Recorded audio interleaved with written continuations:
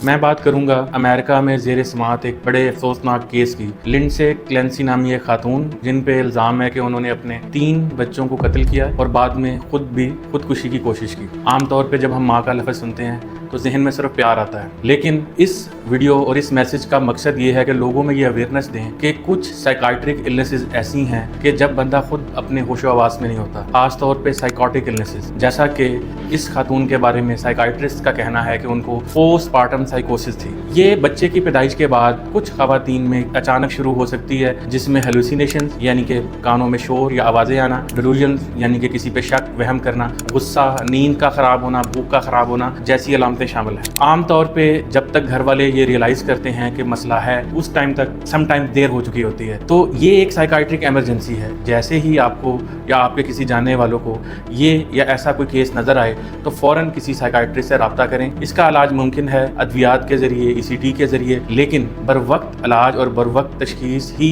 इसमें मरीज़ और बच्चे की हिफाजत के ज़ामन है। ऐसे ही साइकाइट्रिक इलनेसेस में माँ अपने और अपने बच्चों और घर वालों के लिए ख़तरनाक हो सकती हैं, लेकिन अद्वियात के साथ और ट्रीटमेंट के साथ इलाज मुमकिन है। Thank you.